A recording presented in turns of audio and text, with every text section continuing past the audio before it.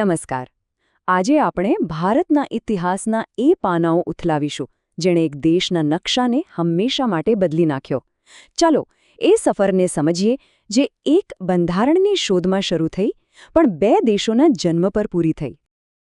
તો સવાલ એ છે કે આખરે એવું તો શું થયું કે એક અખંડ સ્વતંત્ર રાષ્ટ્ર માટેની લડાઈનું પરિણામ બે દેશોના નિર્માણમાં આવ્યું? ચાલો એ વાટાઘાટો, એ નિષ્ફળ યોજનાઓ અને એ નિર્ણયોની અંદર ડૂક્યું કરીએ જેણે આ ઉપમહાદ્વીપનું ભવિષ્ય ઘડ્યું. તો ચાલો આખી કહાનીની શરૂઆત કરીએ. વાત છે 1930ની અને જગ્યા હતી લંડન. અહીં ભારતના ભવિષ્યનો ફેસલો કરવા માટે ઉચ્ચસ્તરીય બેઠકોનો દોર શરૂ થયો. બ્રિટિશ સરકારે ભારતના નેતાઓને લંડન બોલાવ્યા. એક નહીં, બે નહીં, પણ ત્રણ ગોળમેજી પરિષદો થઈ.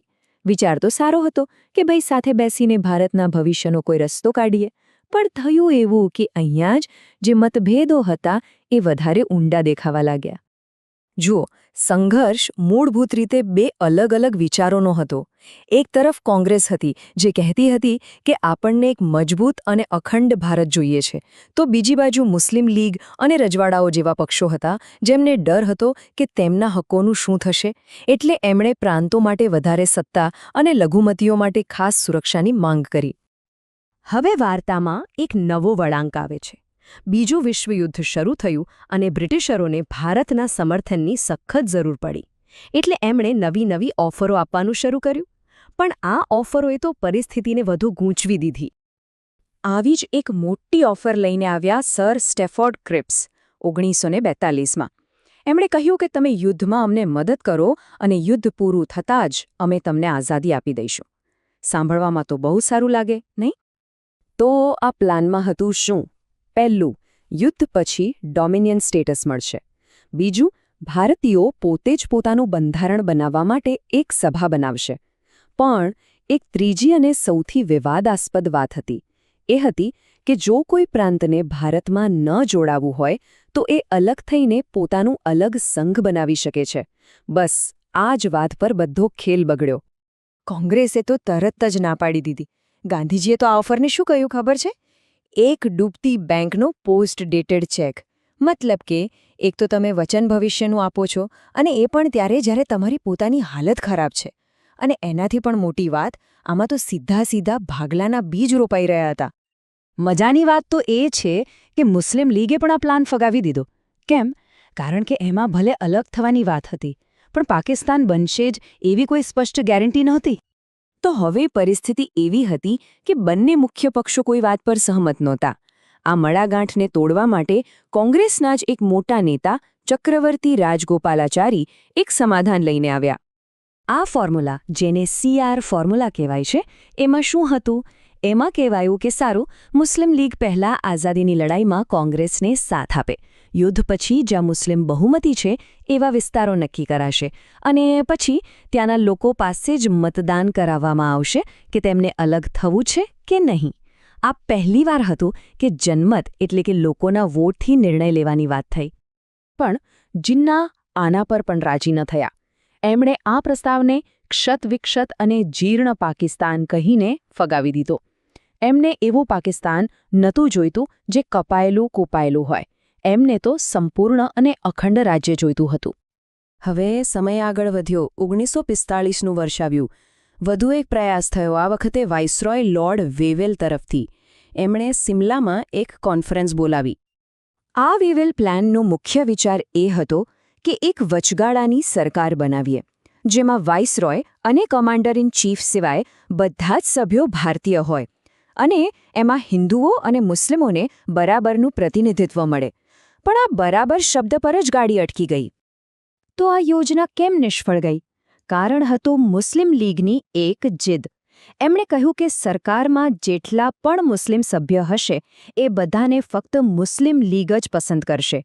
હવે કોંગ્રેસ આ વાત કેવી રીતે માની શકે? કારણ કે કોંગ્રેસમાં પણ મૌલાના આઝાદ જેવા મોટા મુસ્લિમ નેતાઓ હતા. બસ આ જ મુદ્દા પર વાતચીત તૂટી ગઈ. હવે યુદ્ધ પૂરું થઈ ગયું હતું. બ્રિટન પર દબાણ વધી રહ્યું હતું. એટલે એમણે એક છેલ્લો અને કદાચ સૌથી ગંભીર પ્રયાસ કર્યો. લંડનથી 3 કેબિનેટ મંત્રીઓની એક ટીમ ભારત મોકલવામાં આવી, જેને આપણે કેબિનેટ મિશન તરીકે ઓળખીએ છીએ. આ મિશને એક બહુ જ રસપ્રદ પણ જટિલ પ્લાન રજૂ કર્યો. એમણે પાકિસ્તાનની માંગને સીધી રીતે ફગાવી દીધી, પણ એક વચલો રસ્તો કાઢ્યો. એમણે આખા દેશને 3 ગ્રુપમાં વહેંચી દીધો. ગ્રુપ એમાં હિન્દુ બહુમતીવાળા પ્રાંતો અને ગ્રુપ બી અને સીમાં મુસ્લિમ બહુમતીવાળા પ્રાંતો. વિચાર એ હતો કે આ રીતે એકતા પણ જળવાઈ રહે અને પ્રાંતોને સ્વાયત્તતા પણ મળે. આ પ્લાન લાગુ કેવી રીતે થવાનો હતો? તો એના 3 સ્ટેપ હતા. પહેલા, પ્રાંતોના પ્રતિનિધિઓ ચૂંટાઈને એક બંધારણ સભા બનાવશે. પછી આ 3 ગ્રુપ અલગ અલગ બેસીને પોતાના પ્રાંતો અને ગ્રુપ માટેના નિયમો બનાવશે. અને છેલ્લે બધા ભેગા મળીને આખા ભારત માટે એક કેન્દ્રીય બંધારણ ઘડશે. ખરેખર એકતા જાળવી રાખવાનો આ એકદમ અલગ જ પ્રયાસ હતો. શરૂઆતમાં તો લાગ્યું કે કદાચ આ પ્લાન કામ કરી જશે. બંધારણ સભાની ચૂંટણી પણ થઈ. પણ ફરી પાછો વિવાદ થયો. વિવાદ એ વાત પર હતો કે આ ગ્રુપમાં જોડાવું ફરજિયાત છે કે મરજિયાત. આ અર્થઘટનાના મુદ્દે જ કોંગ્રેસ અને મુસ્લિમ લીગ વચ્ચે મતભેદ થયા અને આખરે મુસ્લિમ લીગે આ પ્લાનમાંથી પોતાનું સમર્થન પાછું ખેંચી લીધું. બસ આ એકતા માટેનો છેલ્લો પ્રયાસ હતો.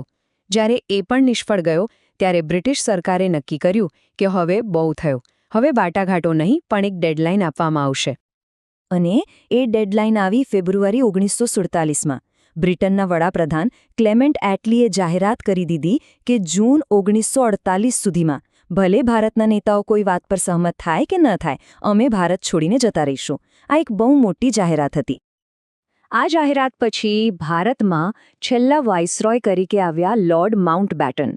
અને એમની પાસે એક જ કામ હતું: બને એટલી જલ્દી સત્તા ટ્રાન્સફર કરી દો, પછી ભલે એના માટે દેશના ભાગલા જ કેમ ન કરવા પડે. અને પછી આવી માઉન્ટબેટન યોજના, જેને 3 જૂનની યોજના પણ કહેવાય છે. આ કોઈ વાટાઘાટ નહોતી. આ તો બસ ભાગલા કેવી રીતે કરવા એની એક પ્રક્રિયા હતી. એમાં સ્પષ્ટ હતું કે હવે ભારત અને પાકિસ્તાન 2 દેશ બનશે. બંગાળ અને પંજાબના ભાગલા થશે. અને સત્તા ટ્રાન્સફરની તારીખ પણ આગળ લાવીને 15 ઓગસ્ટ 1947 કરી દેવામાં આવી. હવે કોઈ વિકલ્પ બચ્યો નહોતો. એટલે બંને પક્ષોએ ભારે હૈયે આ યોજના સ્વીકારી લીધી. અને આમ જે સફર એક બંધારણ બનાવવા માટે શરૂ થઈ હતી, એનો અંત 2 દેશોના નિર્માણ સાથે થયો. 17 વર્ષની લાંબી વાટાઘાટો, અસંખ્ય યોજનાઓ અને આખરે પરિણામ આવ્યું: વિભાજન. પણ અહીં એક સવાલ રહી જાય છે. શું આટલી બધી નિષ્ફળ વાટાઘાટો પછી વિભાજન થવું એ નક્કી જ હતું? કે પછી વિભાજન પોતે જ આખી પ્રક્રિયાની સૌથી મોટી નિષ્ફળતા હતી? આ સવાલ પર વિચારવા જેવું ખરું.